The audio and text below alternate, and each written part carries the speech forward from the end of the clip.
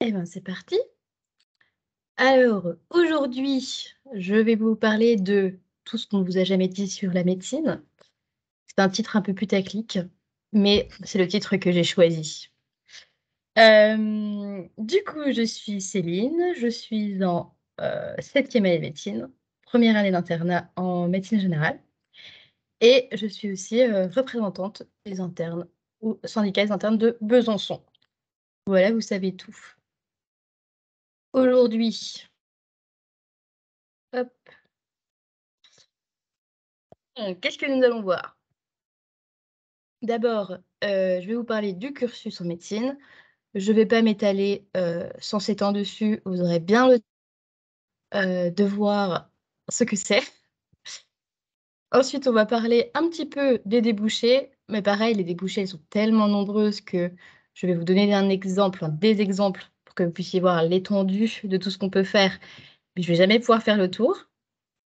Ensuite, de façon très égocentrée, je vais vous parler de moi et de mon expérience en espérant que ça puisse, vous inspirer et ou vous aider. Ensuite, on va essayer de répondre ensemble à la question: «La médecine, est-ce pour moi?» C'est une question que je me pose encore des fois.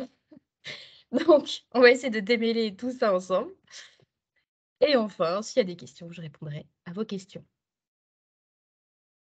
Alors, le cursus en médecine, comment ça se passe? Déjà, il y a, le premier cycle dans lequel vous êtes si vous êtes en PASS ou en LAS. Ensuite, il y a la deuxième année et la troisième année. Qu'est-ce qu'on fait pendant ce premier cycle? Eh ben, on bosse, c'est court. Globalement, c'est assez, théorique, c'est les bases théoriques. On apprend, le vocabulaire, appareil par appareil, on voit un petit peu de tout, il y a environ un jour de stage par semaine. En vrai, dans la vraie vie, c'est moins que ça. Souvent, on va moins en stage que ça, mais ça fait un premier pas, vers les patients, vers l'hôpital, c'est quand même bien sympa. Ensuite, après le premier cycle, vous vous en doutez, il y a le deuxième cycle que l'on appelle l'externat, qui est composé des années, 4, 5, 6. Et là, grosso merdo, c'est moitié cours, moitié stage. Avec la réforme, il y aura quand même plus de stages, donc ça, c'est très cool. Et il y a, pendant ce deuxième cycle, le concours de l'internat. Je vous en reparlerai après, j'ai refait une diapo dessus, parce qu'on risque de beaucoup vous en parler. Et ensuite, il y a le troisième cycle, l'internat, qui est composé de 3 phases, donc la phase socle, la phase d'approfondissement et la phase de consolidation. Ces 3 phases, elles sont de durée variable selon, la spécialité. Voilà. Et quand on est interne, on peut faire des formations en plus parce qu'on adore travailler quand on est en médecine. On peut faire ce qu'on appelle des diplômes universitaires, des DU ou des formations spécialisées transversales, FST, ce qui rajoute encore un an d'internat.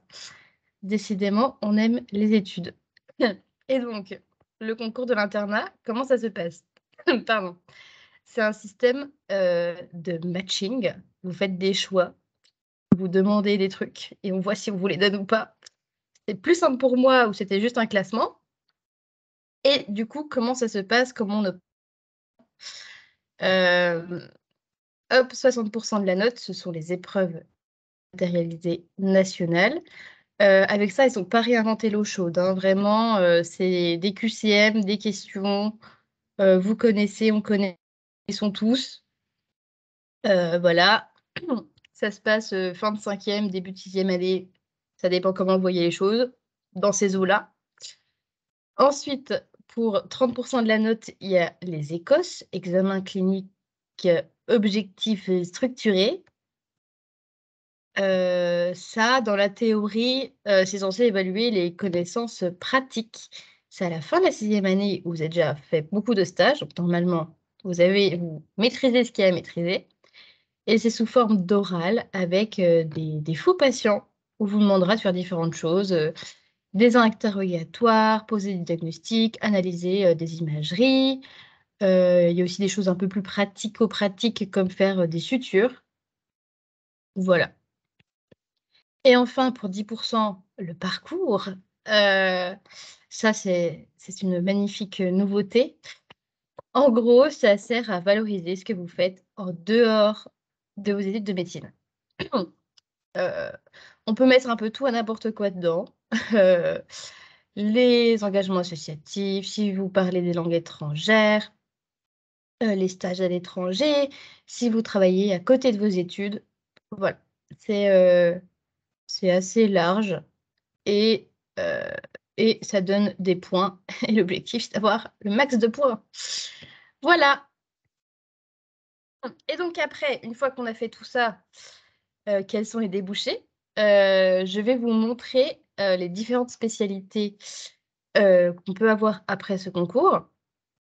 Il y en a, 44. Voilà, ça fait beaucoup, beaucoup de possibilités. D'abord les chirurgicales, hein, on va pas toutes les reprendre, toutes les lire. En général, la chirurgie, on connaît bien, on s'imagine bien, ce que font les chirurgiens. Pas trop de soucis avec ça. Après, il y a toutes les autres spé, plus, médicales et il y en a des moins connues, je vous les ai mises en gras. Il y a, l'anatomie et cytologie pathologique. C'est une spé de labo où on analyse les cellules et les tissus, grosso merdo.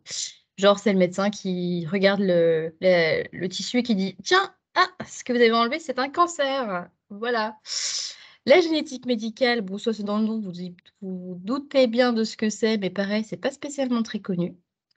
Et bon, en bas, je vous ai quand même mis la meilleure spécialité au monde, évidemment, qui est la médecine générale. Ensuite, nous avons d'autres spécialités comme la médecine nucléaire. On s'amuse avec des petits trucs radioactifs pour faire des diagnostics et des traitements. Voilà, très peu connu. La médecine physique de réadaptation, ce sont les médecins de rééducation, en gros. La médecine du travail, bon ça, on connaît un petit peu mieux. Et vous avez aussi des spécialités comme la santé publique, il y a la biologie médicale qui sont, enfin la biologie médicale, c'est une spécialité aussi de laboratoire. Je vous laisserai relire tout ça, tranquillement parce que ça fait beaucoup et on ne s'imagine pas toutes ces spécialités-là. En tout cas, moi, quand j'étais en P1, je ne connaissais pas tout ça.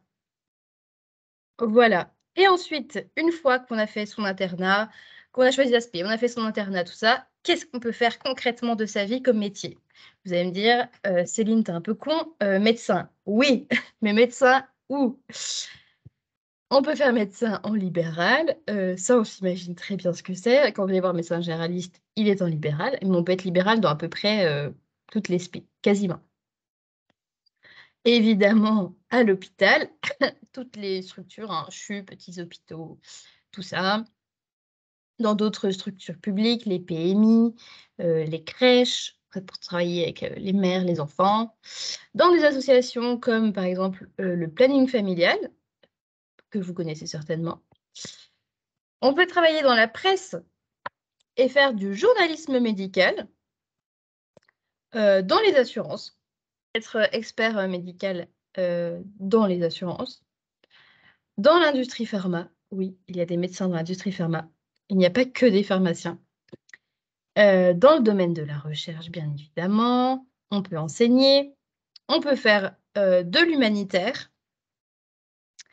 et on peut, travailler dans, des institutions, comme, le ministère de la santé. Si vous voulez devenir ministre de la santé, allez-y, je vous en prie et on peut faire, de la santé publique. Voilà, là, ce sont des exemples parmi d'autres, hein, chacun, choisit sa carrière et chacun se construit, sa carrière. Il y en a qui feront toute leur vie du libéral et puis il y en a qui feront un peu de tout ça. C'est à vous de voir et de construire, bah, le projet qui vous correspond et qui vous plaît. Mais en tout cas, les possibilités, elles sont, multiples. Ensuite, ah, c'est la partie où je parle de moi. Ça va être super. Alors, je vous ai même fait une petite frise là, franchement. Je me suis donnée à fond. Alors, moi, j'ai fait deux premières années. À l'époque, ça s'appelait des PACES. Ma première PACES, c'était l'enfer sur terre. Je sais pas comment vous dire ça mieux. Je pleurais tous les jours. Vraiment littéralement, je chialais tous les jours. C'était horrible, je me sentais comme une merde. Pardon pour l'expression, mais vraiment c'était le cas. 2e semestre, ça allait un peu mieux, de toute façon je savais que je redoublais donc bon, voilà. Pas ouf, vraiment, pas une bonne expérience, je ne recommande pas, 0 étoile, pas du tout. Ensuite, j'ai fait une 2e PACES. Là, c'était beaucoup mieux parce que j'ai eu la meilleure idée de ma vie, commencer un suivi psy. Parce que quand on fait une année de merde comme ça et qu'on prépare un concours horrible, et ben, la pression qu'on peut se mettre, et ben, elle est énorme, nous empêcher, de bosser à ses pleines capacités, en fait. Du coup, personnellement, j'étais allée à la maison des ados à Besançon. C'est à l'arrêt, de tram, Tristan Bernard. C'était trop, trop bien et je sais que le tuto vous a déjà fait des posts avec tous les trucs, psy gratuits sur, Besançon. Donc, n'hésitez pas, mais je vais vous en reparler après de toute façon. J'étais du coup beaucoup plus détendue, beaucoup plus en confiance et j'ai réussi et en vrai, franchement, si j'ai pas réussi à la première, c'était juste que j'étais trop stressée parce que, enfin, d'une année sur l'autre, je suis pas devenue hyper intelligente d'un coup, quoi, enfin, voilà. Ensuite, je suis arrivée en P2 et là, vous vous dites: «Mais la P2, c'est facile». Mais non, la P2, c'est pas facile puisque je l'ai redoublée. Ah ben, j'ai pas fait les choses à moitié, hein et du coup, j'ai redoublé ma P2 et c'était même pas un manque de travail, c'est juste que j'ai mis du temps à m'adapter, c'était compliqué, je sais pas ce que j'ai foutu et à Besançon, on aime bien faire redoubler en P2. Voilà. Du coup, j'ai eu ma première P2 au début, c'était pas facile à accepter, sachant que j'avais déjà redoublé. Ça faisait 2 redoublements, c'était pas ouf. Puis finalement, quand j'ai fait ma 2e P2 et ben, c'était trop bien. J'ai adoré parce que, j'avais beaucoup plus de temps libre et j'ai pu faire plein de trucs à côté et j'ai pu vivre ma vie. J'ai pu, travailler, voyager, faire des sorties, enfin, c'était trop bien et du coup, je regrette pas. Voilà, ça m'a fait comme une demi-année de césure un peu. C'était bien sympa. En P3, j'avais anticipé des matières, pendant ma P2 là. Du coup, c'était pareil, un peu plus light. J'étais abonnée au rattrapage, j'ai commencé à ne plus l'être, j'avais eu un seul rattrapage et pour moi P2, P3, les cours, je les ai trouvés, moyennement intéressants. Pas inintéressants, mais c'était pas assez concret pour moi. Moi, je voulais apprendre, concrètement comment tu soignes les maladies, quoi. Enfin, tu vois, tu es médecin. Donc voilà, j'ai vécu mon truc, c'était pas ce que je préférais, mais écoutez, c'est fait. Ensuite, l'externat. Début de l'externat a été difficile, mais c'est difficile pour tout le monde, quand vous serez externe. Si vous choisissez la médecine, ce sera difficile pour vous aussi, mais c'est pas grave, c'est comme ça, et on s'adapte vraiment en médecine, c'est ça, on s'adapte tous. En 5e année, j'ai rien de trop à dire, un petit bonhomme de chemin, j'ai fait, voilà, je me suis démerdée. J'ai plus de rattrapage après d'ailleurs pendant l'externat. Je sais pas ce qui m'est arrivé, c'était peut-être plus intéressant. Et ensuite, 6e année, l'année du concours. Pour moi, c'était à la fin de la 6e année. Vous, les écrits, ce sera au début, ce sera pas pareil. Mais moi, du coup, c'était mon année d'enfer, hein, vraiment, c'est comme une P1, mais pour un autre concours, vraiment, vraiment pas ouf. Je vous ai mis que j'ai fait du badminton, 2-3 fois par semaine. C'est pas pour rien, c'est pour vous dire que, j'ai fait quand même des choses à côté. Je préparais un concours très difficile, mais je faisais du sport. Pour moi, c'est ce qui me plaisait, donc j'ai fait ça. Et vraiment, je pense que le badminton m'a sauvé ma vie, ma santé mentale, ma santé physique, tout ce que vous voulez. Donc vraiment, je recommande de ouf de faire des trucs à côté. Et puis maintenant, je suis interne, je suis en stage chez le Prat. Bah, écoutez, ça dépend des Prat, mais ça va. Et puis après, on verra bien. Qu'est-ce que je retiens, moi, de mes études, du coup? Que l'échec, c'est OK et que ça ne me définit pas et ça ne définit pas, ma valeur. J'ai redoublé 2 fois. Mon concours d'internat, je vous l'ai pas dit, mais je suis pas arrivée dans les premiers, hein, vraiment, je suis plus, je suis pas dans le top, vous voyez ce que je veux dire? Et c'est pas grave parce que j'ai fait d'autres choix, j'ai décidé de peut-être pas m'embêter et de pas, me sacrifier, entièrement pour mes études. J'ai fait plein de choses à côté et c'était trop cool. Heu, du coup, heu, du coup, voilà et aujourd'hui, je suis médecin comme tout le monde. Donc comme quoi, voilà. On peut avoir des galères et du coup avoir la spécialité de ses rêves. J'ai toujours voulu faire médecin. Bah, j'ai eu beaucoup de rattrapage, et ben, je suis médecin comme tout le monde. L'équilibre personnel, c'est primordial, vraiment, vraiment, vraiment, vraiment. Il faut pas vivre qu'à travers son statut, d'étudiant en médecine. On a tendance à se définir comme ça soi-même.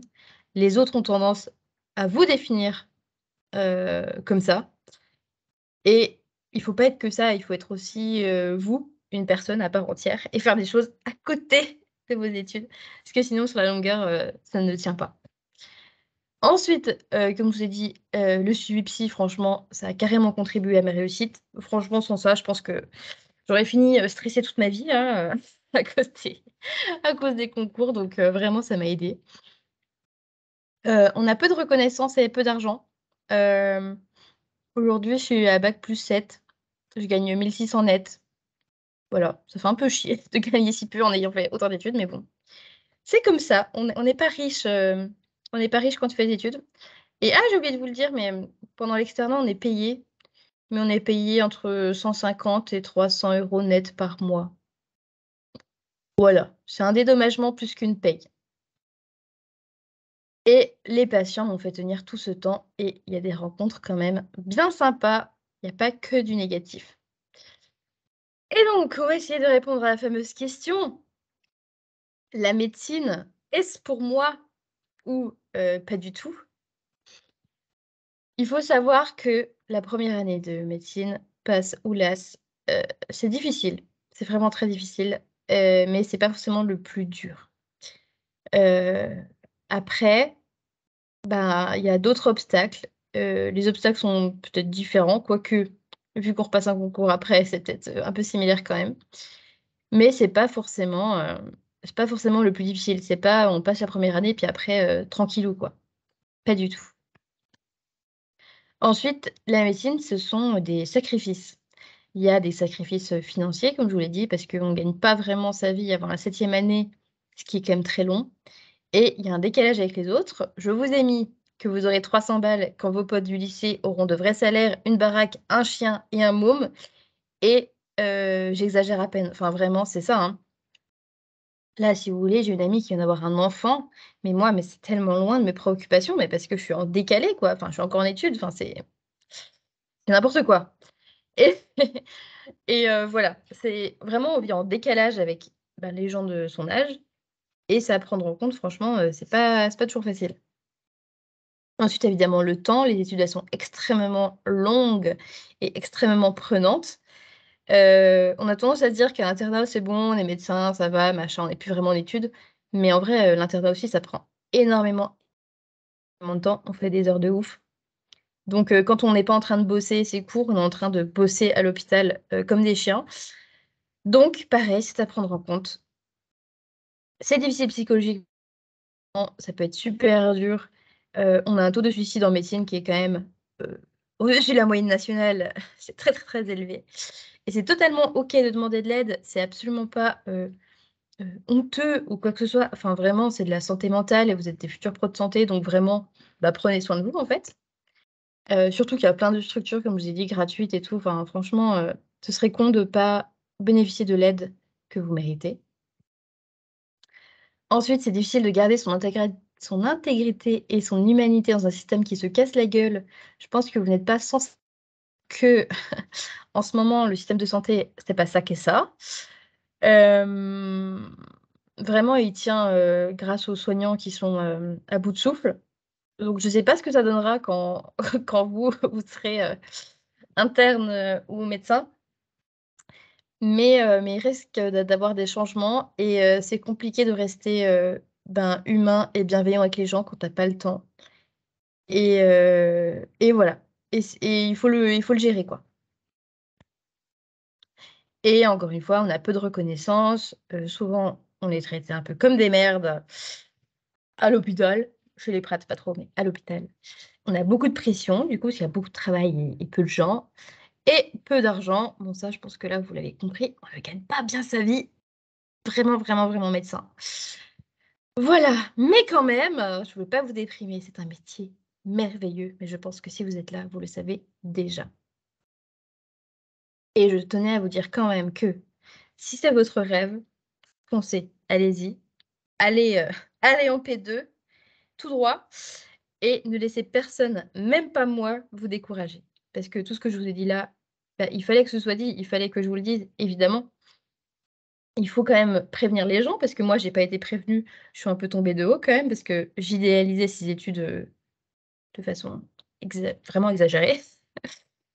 Mais en vrai, si c'est ce que vous voulez, il faut pas avoir de regrets et il faut y aller quand même et tant pis. Mais au moins vous savez ce qui vous attend. Voilà.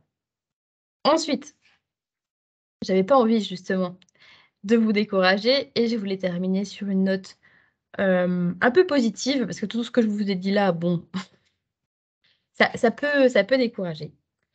Donc, je vais vous lire un petit texte que j'ai écrit en début de 6e année, je crois, pendant mon externat en tout cas. C'était un jour où j'en avais vraiment marre de mes études parce que ça aussi, je vous le dis, ça va arriver beaucoup. Vous allez vous remettre en question beaucoup. Je connais personne qui n'a pas pensé à arrêter la médecine, peu importe l'année. Et il y a des jours comme ça, on en a marre, où le stage, ça se passe mal, où c'est nul, mais on arrive à se raccrocher à des choses parce que notre métier est très, très beau. Et c'est ce que je vais vous lire pour, finir sur une note un peu, positive et sympa. Ce matin, je n'avais pas envie d'aller en stage. Je viens, je fais ce que je fais et je me tire. Sauf que j'ai rencontré Martine, à qui on venait de diagnostiquer une maladie grave et qui s'était maquillée. Je lui ai dit qu'elle était bien apprêtée, je crois que ça lui a fait plaisir. J'ai rencontré Jacques, un papy qui avait de gros troubles neurocognitifs, il avait plus toute sa tête. Il était en boucle sur l'eau. Si je ne bois pas, je meurs, vous comprenez? Je lui ai répondu qu'on ne laissait pas les gens mourir de déshydratation à l'hôpital et je lui ai rempli sa carafe. Il était ravi. J'ai rencontré Marie, elle m'a raconté son histoire d'amour avec son mari, Toto, un musicien de bal réputé dans le coin. Marie, elle adorait danser. Elle m'a aussi parlé de la guerre, des Allemands et de ses enfants. J'ai rencontré Gérard, le téléachat présentait un aspirateur. Je lui ai demandé s'il était passionné d'aspi, ça l'a fait rire, et il a ajouté: «Oh bah, il y a bien des bonnes femmes qui doivent se faire avoir et acheter ces conneries». Je l'ai laissé dire, il m'a fait rire. J'ai rencontré Claude qui m'a dit: «N'appuyez pas trop fort sur mon torse, j'ai fait un arrêt il y a une semaine, on m'a massé fort» et qui m'a confié être fatigué. Et d'autres encore. Et tous, sans exception, m'ont remercié et m'ont souhaité bon courage pour mes études avec beaucoup de bienveillance et de reconnaissance. Ce matin-là, j'avais pas envie, mais j'avais oublié une chose, j'aime profondément les gens et ils me le rendent bien. Voilà. Des fois, c'est la merde, vraiment, mais des fois, il y a des journées comme ça, on rencontre des gens, je sais pas, des gens juste, naissance et malgré tout, malgré les conditions horribles, malgré le salaire de merde, et ben, on arrive et on est content de faire ce métier et voilà. Et aujourd'hui, c'est un peu l'optique dans laquelle je suis. Quand je vois des patients, je suis contente et je vous souhaite, d'être aussi content que moi plus tard. Eh ben, écoutez, j'ai fini. Je vous ai laissé mes coordonnées si vous voulez encore me contacter, poser des questions, tout ça, il y a pas de souci et puis là, si tout de suite vous avez des questions, vous pouvez me les poser aussi. Et bah déjà, merci beaucoup, c'était super. J'ai écouté tout le truc, c'était trop bien. Et du coup, n'hésitez pas si vous avez des questions, même si vous n'êtes pas nombreux, à les poser maintenant, c'est toujours mieux de les poser en direct. Donc je pense que Céline sera hyper ouverte pour répondre à toutes ces questions, donc n'hésitez pas. Je sais pas, même écrivez-les si vous préférez les écrire.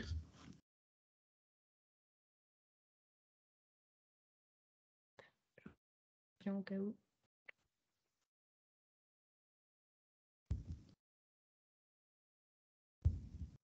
Pas l'air d'avoir beaucoup de questions. C'est pas grave, ils m'enverront un petit mail. Voilà. Bon, bah, je pense qu'on va pouvoir terminer là-dessus. Mmh. Merci beaucoup, en tout cas. Et puis, bah, Eh bonne ben, journée. merci. Bonne journée à vous aussi. Merci.